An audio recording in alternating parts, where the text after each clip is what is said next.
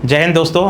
हाल ही में मध्य प्रदेश में हो रहे परीक्षाओं में ईएसबी बोर्ड ने कुछ बदलाव किए हैं जो कि काफ़ी चिंताजनक भी हैं, जिनके बारे में आपको जानना जरूरी भी है।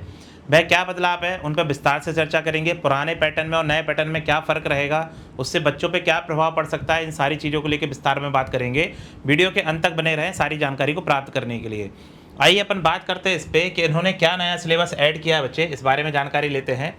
तो यह एक नोटिस निकाला गया है बेटा आपका, यह 21 मई को एक नोटिस निकाला गया था इनके द्वारा कि यह इन्होंने क्या करा है, जन परामर्श मांगा है। क्या मांगा है? जन परामर्श मांगा है। और उस परामर्श में इन्होंने ये कहा है कि जो इन्होंने पैटर्न बताया है, अगर उस पर किसी को अगर प्रस्तावित नियमों के संबंध में किसी व्यक्ति संस्था या हितधारक को कोई आपत्ति या सुझाव देना हो तो वे दिनांक 5 जून 2026 तक लिखित रूप में अपने सुझाव इस पे ईमेल कर सकते हैं। ठीक है ना। एवं ये जो लिंक दिया है पर उपलब्ध लिंक के माध्यम से भी विभाग को दे सकते हैं। मतलब इन्होंने दो चीज़ें दी है कि 5 जून तक आप या तो यहाँ पर मेल कर दें, यहाँ इस वाली लिंक का यूज़ करके आप बता दें अगर आपको कोई आपत्ति हो रही है या आपका कोई सुझाव है इस चीज़ को कैसे करना चाहिए कैसे नहीं करना चाहिए। अब क्या नया पैटर्न है तो उस पर बारे में बात कर लेते हैं। इन्होंने नए पैटर्न में क्या करा है, 4 भाग में डिवाइड कर दिया है। इन्होंने हर सेक्शन में कितने क्वेश्चन डाले हुए हैं बेटा, 25-25 प्रश्न डाले हुए हैं। 25-25 प्रश्न डाले हुए हैं। और 25-25 प्रश्न कैसे डाले हुए हैं इन्होंने? पहला जो है वो सामान्य ज्ञान का है आपका 25 प्रश्न, ठीक है ना। दूसरा जो है आपका मध्य प्रदेश का सामान्य ज्ञान वाला है, आपका जो एमपीजीके वाला पार्ट है। जो कौन सा पार्ट है? एमपीजीके वाला पार्ट है। ये कौन सा वाला पार्ट है आपका? जीके जीएस वाला पार्ट है। ये कौन सा है? जीके जीएस वाला पार्ट है आपका। फिर आपका गणित, तार्किक योग्यता, डाटा विश्लेषण एवं कंप्यूटर। मतलब इन्होंने 3 सब्जेक्ट है यहाँ पर इन्होंने मैथ्स, रीजनिंग और कंप्यूटर को ऐड कर दिया है। मैथ्स, रीजनिंग, कंप्यूटर मिला के टोटल कितने प्रश्न बनेंगे? 25 बनेंगे। फिर आपका चौथा इन्होंने लिया है गद्यांश, व्याकरण, प्रशासनिक भाषा एवं भाषा ज्ञान। मतलब ये इंग्लिश सब्जेक्ट हो सकता है। मतलब हिंदी और इंग्लिश मिलाकर आपका कितने सवाल बनेंगे? टोटल 25 सवाल बनेंगे। कितने सवाल बनेंगे? टोटल 25। तो कुल मिला के 100 प्रश्नों का पेपर होगा। 100 प्रश्नों का पेपर होगा। तो अब इसमें समस्या वाली बात ये हो रही है इसमें कि जो आपका सिलेबस है वो एकदम से डिफरेंट कर दिया गया है। मतलब आपका मैथ्स, रीजनिंग का जहाँ जब वेटेज हाई होता था उसको लो लेके चले गए हैं और बाकी वेटेज इस तरह से शिफ्ट कर दिया गया है। तो इसमें कई बच्चों को दिक्कत हो सकती है जो साल भर से मैथ्स, रीजनिंग पढ़ते आ रहे थे, या बच्चे वनडे एग्जाम में आता ही इसलिए उससे क्योंकि जीके जीएस कम बनता है। जिन बच्चों से जीके जीएस कम बनता है भाई वो पीएससी ना जाके वनडे एग्जाम का ऑप्शन चूज करता है कि मैथ्स रीजनिंग पे वो कमांड आगे कर लेगा अपनी। तो इसमें थोड़ा सा इन्होंने जो बदलाव करने की प्रक्रिया करी है या जो सुझाव दिया है हमारे हिसाब से वो इतना तर्कसंगत नहीं है। पहले की बात कर ले अगर ओल्ड सिलेबस की बात, तो अगर आप बच्चे भी यह चाहते हैं कि पुराना ही पैटर्न पे एग्जाम लिया जाए तो आप सभी बच्चे कृपया इसमें पार्टिसिपेट करें। और जैसा कि यहाँ पर लिंक में बताया गया है बेटा इनके द्वारा, इस लिंक पे आप सभी को मेल करना चाहिए कि आप कौन से पैटर्न पे एग्जाम देना चाहते हैं, पुराने या नए पैटर्न पर। लेकिन यह 5 जून से पहले आपको कर देना है। और आप सबको मेल करना इसलिए ज़रूरी है क्योंकि जितनी ज़्यादा संख्या में मेल इनके पास पहुंचेंगे उतना ही इनका ध्यान आकर्षित होगा इस बात पे कि इनका ऐसा करने से बच्चों पे गलत प्रभाव पड़ रहा है। तब तक आप बच्चों को क्या करना है, पहला काम तो आपको ये ध्यान से मेल कर ही देना है। बल्कि जैसे ही आप ये वीडियो देख के फ्री हो तुरंत सबसे पहले सारे काम छोड़ के आप मेल कर दीजिए कि पुराना ही हमारे लिए बेहतर है, नया बदलाव ना किया जाए। तो सारे बच्चों को ये करना है। साथ ही साथ बेटा देखो, सब्जेक्ट तो इसमें सारे ही लिए गए हैं। आपको अभी क्या करना है, जो आपने पढ़ा है ना उसको ठीक से रिवाइज करते रहिए क्योंकि अभी यह इन्होंने क्या करा है, आपसे सुझाव मांगा है। आगे क्या डिसीजन होगा अपन इसको लेके अभी सुनिश्चित नहीं कर सकते चीज़ों को।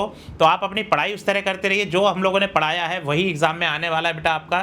तो पढ़ाई तो वही करते रहना है आपको, बस नंबरों का वेटेज ऊपर नीचे हुआ है तो उस चीज़ का आपको ध्यान रखना होगा। और दूसरी बात यह है कि अगर ईएसबी वाले लोगों तक बात ये पहुंच रही है, जो भी हमारे अधिकारी लोग हैं, जो भी इसमें जानकार लोग हैं, जो भी इसको लेकर निर्णय लेने वाले हैं, जो अथॉरिटी है हायर लेवल पे, कि अगर उनसे ही है पूछा जाए, बात करी जाए कि अगर आपको कोई भी निर्णय लेना होता है परीक्षा संबंधित तो एटलीस्ट इतना काम तो किया जा सकता है कि जो भी मध्य प्रदेश में प्रतिष्ठित संस्थान है जो तैयारियाँ कराते हैं इन डिपार्टमेंट्स की, कि उनके साथ एक मीटिंग कर ली जाए। तो यह बेहतर अनुभव हम लोगों का ले सकते हैं वो लोग कि हम बता सकते हैं कि बच्चों को किस हिसाब से आप तैयारी करवाएंगे कि आपको बेहतर कैंडिडेट भी मिल सके और आपका एग्जाम पैटर्न भी बढ़िया से हो पाए। आप एग्जाम में नंबर ऑफ क्वेश्चंस कम करते जा रहे हैं, आप किस तरह के बच्चों को शामिल करना चाह रहे हैं सरकारी विभाग में?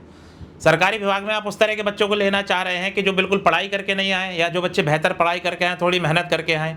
अगर आप यही अपने सब्जेक्टों का वेटेज बढ़ा दें, आपको जो सारे सब्जेक्ट देने हैं, अगर आप सभी सब्जेक्ट को उठा के 25-25 नंबर का कर दें या सभी सब्जेक्ट को उठा के 50-50 नंबर का कर दें, तो उससे फ़ायदा यह होगा कि हर बच्चे को पढ़ाई ज़्यादा करनी पड़ेगी। तो बच्चा जितनी ज़्यादा पढ़ाई करके आएगा उतना ही वो काबिल आपको एज ए कैंडिडेट के रूप में मिलेगा जब वो आपके सरकारी दफ्तरों में काम करने के लिए पहुँचेगा। अभी आप जिस पैटर्न पे बच्चों को बुला रहे हैं, वहाँ पर आपके पास किसी काबिलियत से बच्चा नहीं आने वाला है, क्योंकि सारी चीज़ें आपने ले ली हैं। जो बच्चे की मानसिक तार्किक क्षमताओं को चेक किया जाता है, मैथ्स के थ्रू, रीजनिंग के थ्रू, उन सब्जेक्टों को आपने उठा के कम कर दिया है। तो आपको भी ये तय करना होगा कि 12वीं तक भी वैसे हमारे बच्चों को बहुत अच्छी शिक्षा दी जाती है, पहले हमारे पास बहुत अच्छी एजुकेशन लेके बच्चा आ रहा है, उसके बाद आप और उसकी पढ़ाई करने की क्षमता को गिरा दे रहे हैं। तो बजाय यह करने के कि आपने यहाँ पर पैटर्न को कम कर दिया है, अगर आपको सारे सब्जेक्ट लेने भी हैं, आपको मैथ्स लेना है, रीजनिंग लेना है, हिंदी लेना है, इंग्लिश लेना है, एमपीजी के सेपरेट लेना है, आप साइंस सेपरेट लेना चाहते हैं, आप हिस्ट्री ज्योग्राफी सब मिला के सेपरेट लेना चाहते हैं, तो आप यह काम भी तो कर सकते हैं कि हर सब्जेक्ट 25-25 नंबर का कर दें आप। इस पेपर को कराने में क्या दिक्कत है? इससे बच्चा पढ़ाई भी ज़्यादा करेगा, मेहनत भी ज़्यादा करेगा, बच्चे के कॉन्सेप्ट भी ज़्यादा क्लियर होंगे, बच्चा मेहनती भी मिलेगा आपको और दिमाग से तेज भी मिलेगा। तो यह एक सुझाव हम जरूर ईएसबी के सामने रखना चाहेंगे आने वाले समय में कि अगर आप करना चाहते भी हैं तो सभी आपके जो सब्जेक्ट्स हैं सभी को इक्वल वेटेज पे डिवाइड कर दीजिए, ना कि ऐसा करिए कि बच्चों की सालों की मेहनत खराब हो जाए, कि बच्चा सालों से तैयारी कर रहा है और यह पीसीएस का एग्ज़ाम नहीं है साहब, वनडे एग्ज़ाम में आप ले रहे हैं। अगर बच्चे का जीएस वाला पार्ट इतना ही अच्छा होता तो वो पीसीएस की तैयारी ना करता, वो क्यों वनडे एग्ज़ाम की तैयारी करने के लिए आता। तो हमारा आपसे सुझाव एक ये भी रहेगा कि आप इस पर थोड़ा सा, अगर आप तक ये वीडियो पहुंच रहा है किसी माध्यम से, तो इस बात पर विचार जरूर करें और बच्चों आप उस पर अपना एक मेल जरूर करें ताकि आप लोग आने वाले संकट से बच सकें और आप लोगों की आवाज़ जितनी ज़्यादा उन लोगों तक पहुंचेगी उतना ही इस बात पर प्रभाव भी पड़ेगा। इस बात का ध्यान रखेंगे आप लोग, ठीक है। और यहाँ पर जैसे कि आपकी यहाँ पर अपने पास में ये एमपी पुलिस के बेटा सिलेक्शंस है जो इस साल हुए हैं, आपके रैंकर्स के भी फोटो लगे हुए हैं सारी चीज़ों के। ये रिटन में क्वालिफाइड बच्चे थे अपने यहाँ पर। वर्तमान में सीएमसी इंदौर के यूट्यूब चैनल पर जो क्लासेस चल रही हैं बेटा, वो आपकी सुबह 9 बजे से 1 बजे तक क्लासेस चल रही हैं। आपकी 9 बजे से 1 बजे तक क्लासेस चलती हैं आपकी, ये 4 क्लासेस एक साथ, और एक 4 से 5 में मैथ्स की क्लास शुभम सर की अलग से चलती है, जिसमें एमपीजी के हिंदी, साइंस, इंग्लिश, मैथ्स सब कवर कराया जा रहा है। तो इन क्लासेस से जुड़े रहें, अपनी तैयारी को आगे बढ़ाते रहें, तैयारी नहीं रोकनी है। इस पर जो होगा कार्रवाई वो तो आगे देखी जाएगी। और अगर आप अपनी तैयारी को और सुनिश्चित करना चाहते हैं तो मध्य प्रदेश पुलिस कांस्टेबल 2026 के लिए live plus recorded batch available है, जिसकी वैलिडिटी 1 साल है। सीएमसी इंदौर के एप्लीकेशन पे यह बैच आपको मिल जाएगा। मैथ्स में आपके favourite Shubham sir, Pachauri sir, 2 faculty आपको मैथ्स में मिलने वाली हैं। रीजनिंग अभिषेक सर ने पढ़ाई है। रामानुजम सर आपका एमपीजी के स्टैटिक पॉलिटी वाला पार्ट कवर करके देंगे। धर्मेश सर आपको ये पार्ट करेंगे। राजन सर आपको करंट अफेयर इकोनॉमिक्स करा के देंगे। शास्त्री सर साइंस करा के देंगे। और कम फीस में आपको मात्र यह सिलेबस कोर्स अवेलेबल हो जाएगा सीएमसी इंदौर के एप्लीकेशन पे, ठीक है। और यह अगर कंप्लीट ईएसबी की आप तैयारी करना चाहते हैं, अगर कंप्लीट ईएसबी की जिसमें पटवारी बाकी एग्जाम भी कवर हो पाए आपके, तो एक कंप्लीट बैच है। जिस बैच को हम लोगों ने नाम दिया था समर्पण बैच, यह बैच से थोड़ी सारी सुविधाएं हैं बच्चे। आप इस पर कॉल कर सकते हैं अगर आपको कोई और अन्य जानकारी भी चाहिए हो। मात्र 1299 की फीस में सीएमसी इंदौर की एप्लीकेशन पर यह बैच भी आपको अवेलेबल हो जाएगा, ठीक है। और अगर आप हमारे सीएमसी इंदौर के टेलीग्राम चैनल से नहीं जुड़े हैं, जैसे इस वीडियो से जुड़ी जितने भी पीडीएफ्स आपने देखे, जितने भी पेजेस देखे हैं, ये सारे पेजेस आपको कहाँ मिलेगी, इसकी पीडीएफ कहाँ पर मिलेगी बेटा, तो सीएमसी इंदौर के ऑफिशियल टेलीग्राम चैनल पे, ठीक है। सीएमसी इंदौर के ऑफिशियल टेलीग्राम चैनल पे ये बोर्ड पे जो स्कैनर दिख रहा है, इसको स्कैन करके आप टेलीग्राम चैनल से डायरेक्ट जाके जुड़ सकते हैं, जहां आपको हमेशा इंस्टेंट अपडेट्स मिलेगी, आपको जॉब अलर्ट्स भी मिलेगी, स्टडी मटेरियल भी मिलेगा। तो सीएमसी के इंदौर से टेलीग्राम चैनल से जुड़ें और काफ़ी सारी चीज़ों का लाभ लें आप। ये हमारा हेल्पलाइन नंबर है, यहाँ पर आप संपर्क कर सकते हैं बेटा।